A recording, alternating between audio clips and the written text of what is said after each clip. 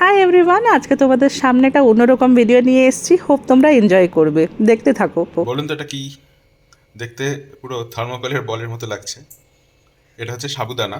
আমরা আজকে বানাবো সাবুদানা আর আলুর সেদ্ধ দিয়ে একটা চপ।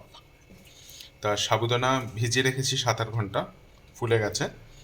আর এটা হচ্ছে আলু সেদ্ধ, মানে শুধু নর্মাল আলু, আর কিছু নেই, শুধু আলুকে সেদ্ধ করে চটকে রাখা। আর এখানে আছে আদা ঘষা, আর এটা হচ্ছে লঙ্কা কুচি, ধনে পাতা কুচি, কারি পাতা একটু কেটে নিয়েছি, আর সল্টেড বাদাম রোস্টেড, সেটা একটুখানি হাফ গ্রাইন্ড করে নিয়েছি, আর একটু লেবু। জিরে লাগবে আর একটু নুন লাগবে। আর এটা আমরা সাদা তেলে করব। এটা আবার মিক্স করব। পুরো আলুটা নিয়ে নিচ্ছি।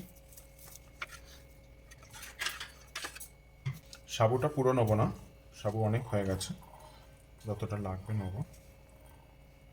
এটাকে মেখে দেখি কতটা কি হচ্ছে।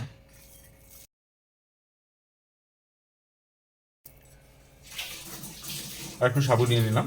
এবার আস্তে আস্তে এগুলো দিয়ে দিই। আদা, ধনে পাতা, লঙ্কা কুচি, লেবুটা একটু লাস্টে দেবো, আর এই বাদাম এর গুঁড়োটা একটু দিয়ে দিলাম। ওই মেখে দেখি কেমন হয়েছে, তারপরে যা লাগবে তারপরে আবার দেবো। জিরে একটু দিয়ে দিই, নুন। টিপায়ের পর আমরা সবাই খাবো। আজকে দেখি কিরম বানাস, কি দেখে করছিস এটা? এটা আমার রেসিপি। আচ্ছা, দেখি কিরম সুস্বাদু হয়। লেবুটা একটু নিয়ে নিচ্ছি।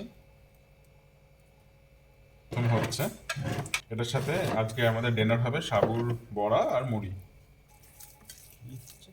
প্রথমটা গোল হলো, আর রিস্ক নিলাম না, জাস্ট এটা করে দিলাম। এগুলো এই পকোড়া জাতীয় জিনিসগুলো একটু ছোট ছোট সাইজ হলেই ভালো লাগে।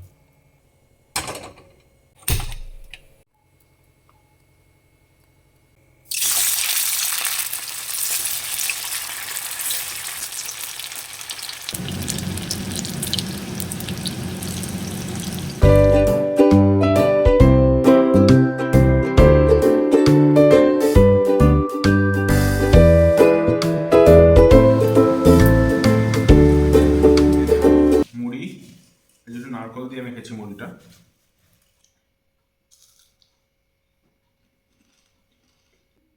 দুর্দান্ত হয়েছে। মানে ভেজ খাবার যে ভালো হতে পারে, it's like the prime example. খুব সুন্দর হয়েছে। মানে সাবুদানা থেকে যে এটা বেরোতে পারে, এই প্রোডাক্টটা, এটা ভাবা যায় না। গরম গরম দুর্দান্ত লাগছে। মানে আলুর চপ তো খেয়েছেন আপনারা, কিন্তু এটা খেয়ে দেখুন, এটা আলুর চপের বেটার ভার্সন।